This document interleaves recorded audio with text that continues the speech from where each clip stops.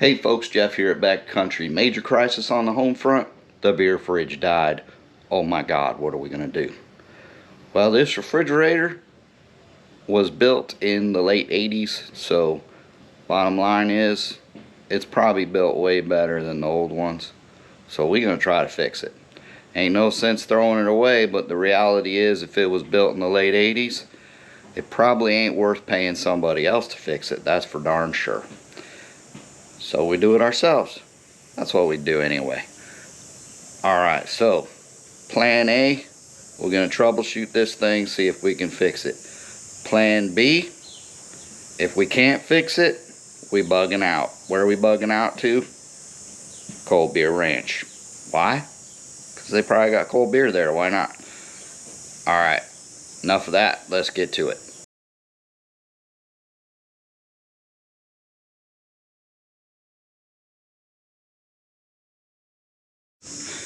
Like I said, this is an old refrigerator built late 80s, I assume. I think, yeah, late 80s.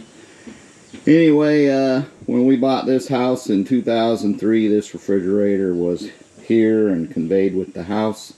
We used it for several years. Then it broke. I bought a new one for inside the house. I fixed this one, and it was just a fan was the problem. And put it in the garage, and it became the beer fridge. So yesterday I came out to check on, or to get something out of it, and basically the freezer was warm, the refrigerator was close to warm. Things in the bottom of the freezer were still frozen, but everything in the top of the freezer was defrosted, which was just ice anyway, so no big deal. We didn't lose anything, but yeah, all the beer's warm. So first thing we're going to do is troubleshoot this thing and see if we can figure out what is going on. So basically going to close it up and I'm going to plug it back in.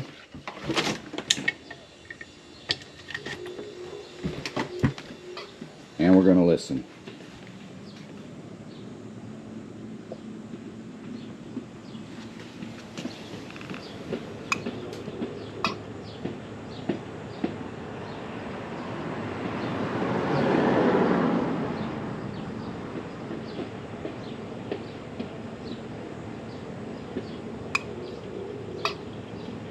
Okay, I don't know if you can hear that, but so the first thing I hear is the fan, which is the outside fan is running, and then I hear the compressor click on for about a second or two, and then it shuts right back off. So when your compressor's doing that, that is what we call short cycling. So you can get electric motors that short cycle, you can get compressors that short cycle, and it basically means that they try to turn on and they shut back off. So just kind of thinking through the mental process on that. What my mind tells me is I need to check capacitors.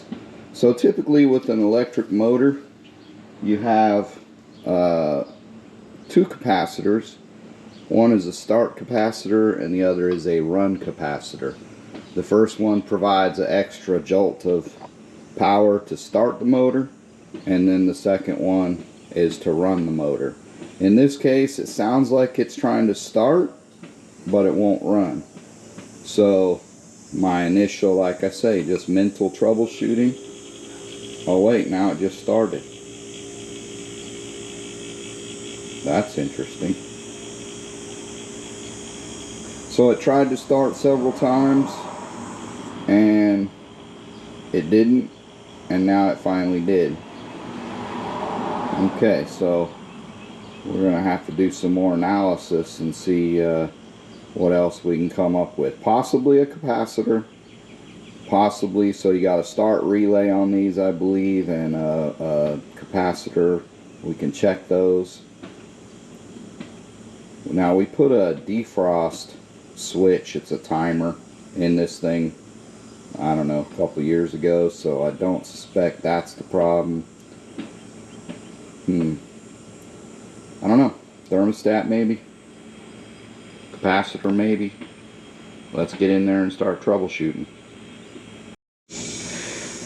Okay, so the compressor's been running for, I don't know, 5 minutes maybe, and it hasn't shut off, which that's a good thing.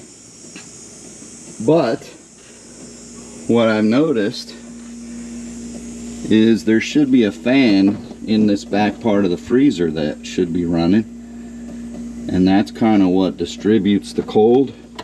Now if I feel down here at the bottom, it feels cold, which tells me that the coils are in fact getting cold, so the compressor is working, doing its job. The problem we run into now is that we've got to be able to distribute that cold air, so that would explain why everything in the bottom of the freezer was still frozen, because of course the cold air falls. So as this section here is freezing, the cold air is coming out that vent at the bottom, and that would keep everything right here frozen. But the fan's not coming on, which moves the cold air throughout the refrigerator and the freezer. So we're going to pull this panel off here at the back. You can see there's 2 screws there at the bottom, 2 there in the middle, a couple up here, a couple up at the top. We're going to pull those screws out, pull that panel off, and get in there, and let's take a look at that fan, and maybe that's our problem.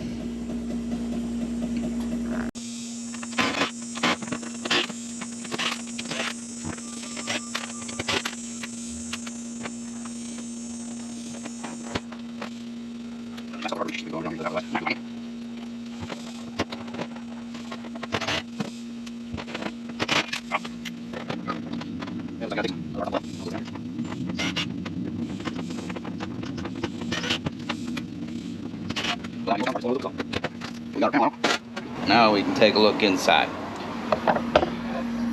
Alright, so if you look inside, there's your coils, and obviously they are cold. I mean, they're got a light coating of frost on them from freezing. And right there is that fan that I'm talking about. So that fan is what distributes the cold air throughout the whole refrigerator freezer. So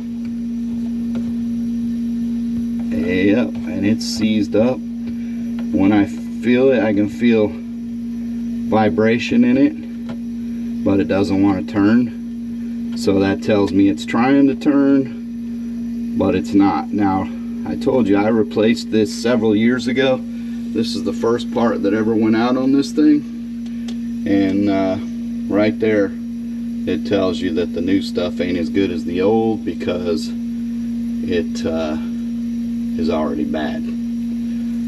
So that's what we got to do. We're going to pull that fan out, get a part number off of it, order a new fan, and see if that don't fix the beer fridge.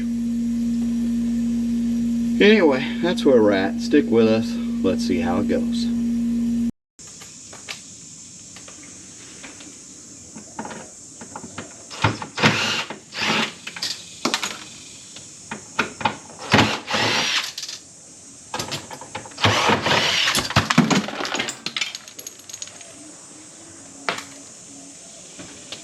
And that's how I do it.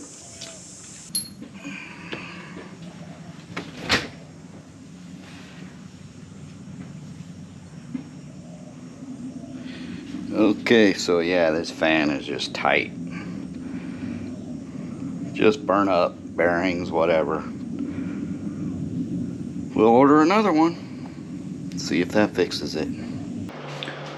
Alright, it's the next day and we got our fan motor. Made in China, of course, like everything. Came from Amazon. Total of $19.32. That was tax, delivery, everything out the door, so not an expensive part. Now we got a little bit of work to do.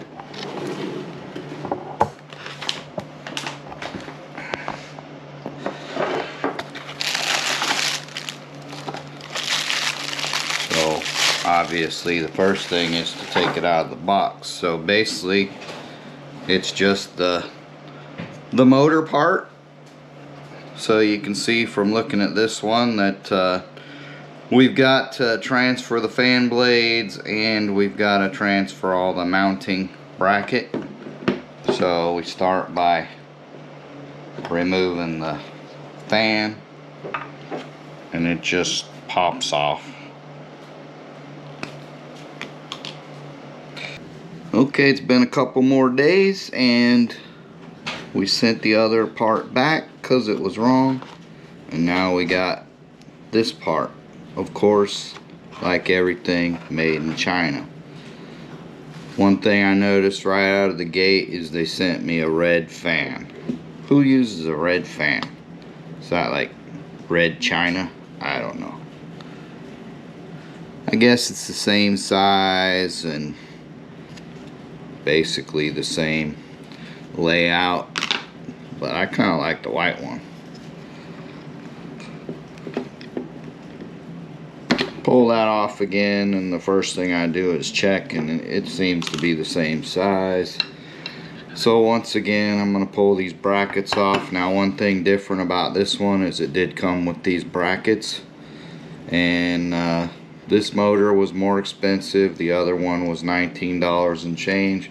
This one was $35. So a little more money, but if it's the right one, then I guess it's okay. First thing, we're gonna take this thing apart again.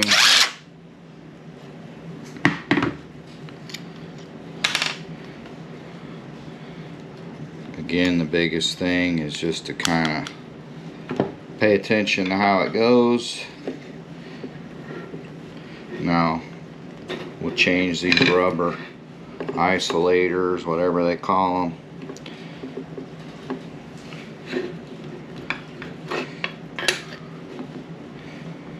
And hopefully everything is going to mount up perfect.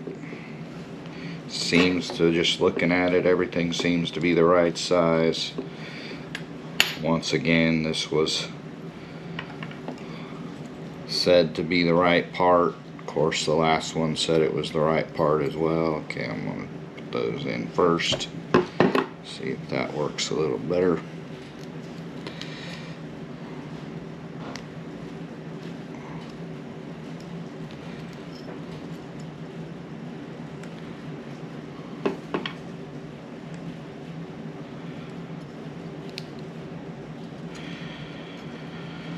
Okay.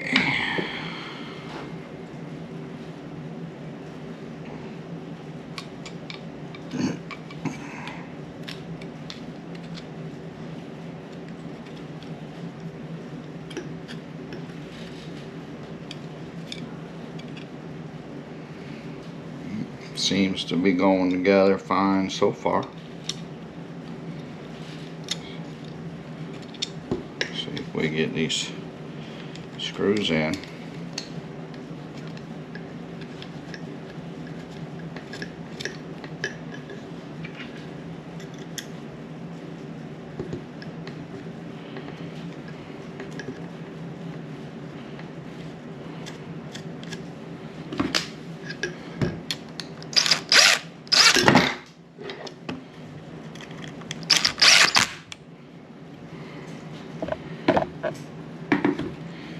Okay, that all seemed to go together and line up fine, just the way it should.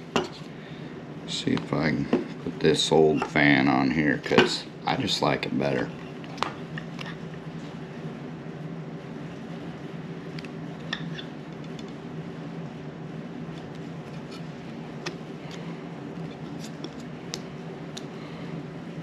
It's all good. Okay, so the old one, the new one, looks like it's ready for installation. Okay, so this thing mounts back in pretty easy.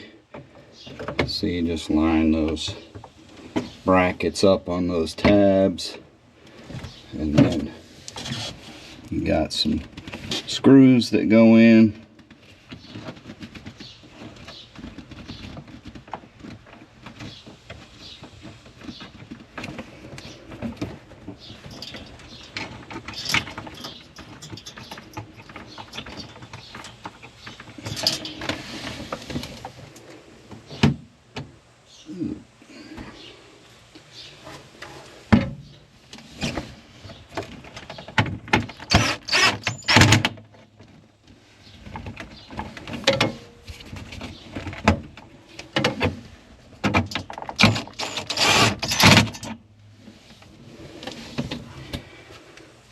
Alright, so we've got it mounted. Now we're gonna do the wiring. The ground wire goes down here, and then we'll screw it on that mount.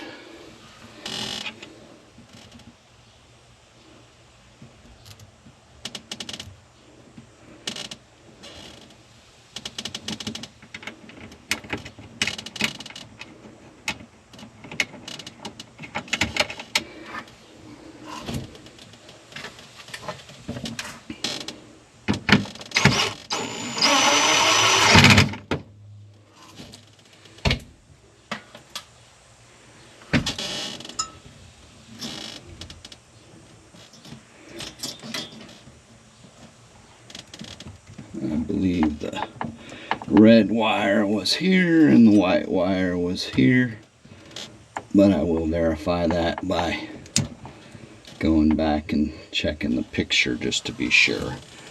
Always a good idea to take picture of stuff just so you make sure that if memory fails you, you've got a point of reference. Okay, I looked at my picture and the white was on the top and the red was on the bottom. That's why I take pictures.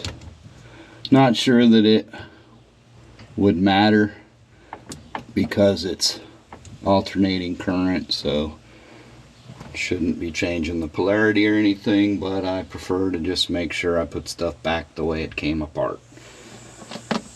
Alright, so everything's wired up and back together, so now what I want to do is plug the fridge back in, let it fire up, and make sure that fan comes on.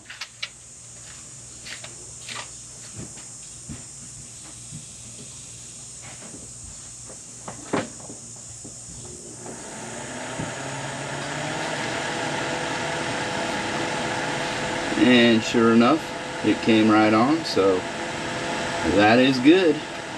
Now we just need to finish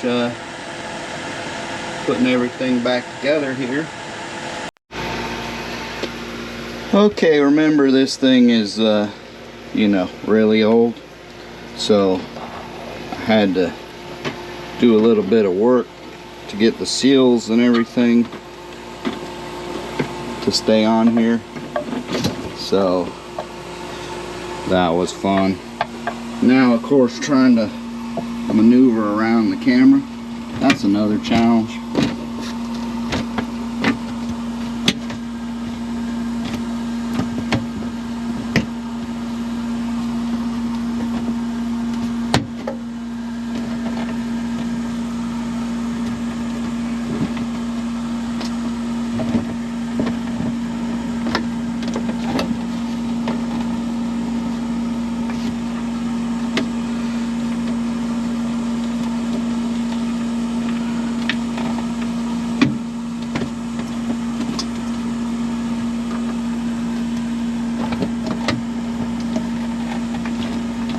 Okay, so now the secret is just to maneuver all of this thing into place and get all the screws back in it.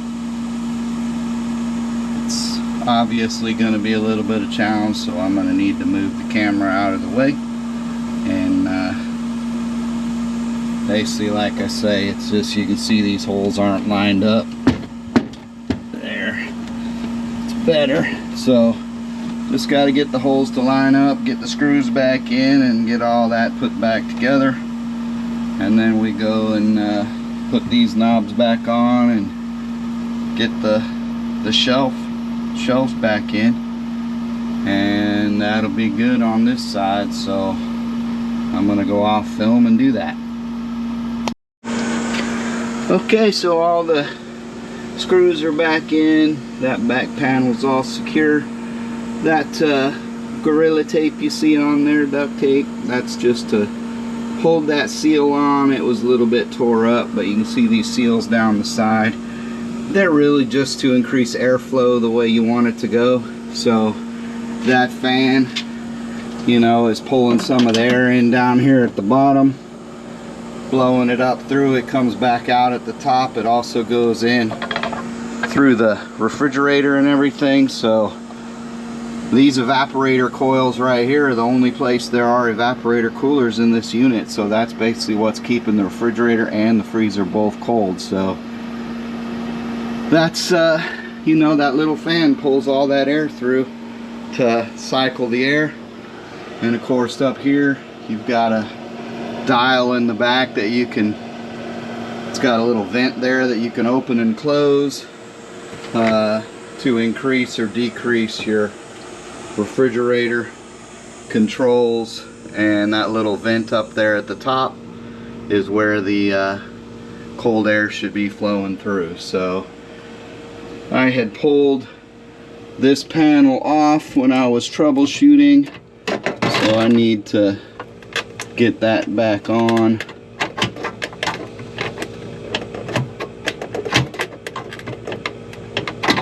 And that looks like it's going to give me a little bit of challenge, so not going to do that with one hand, but basically I'm going to pop that bracket back on, and then I've got to find what happened to the little knob that goes on there.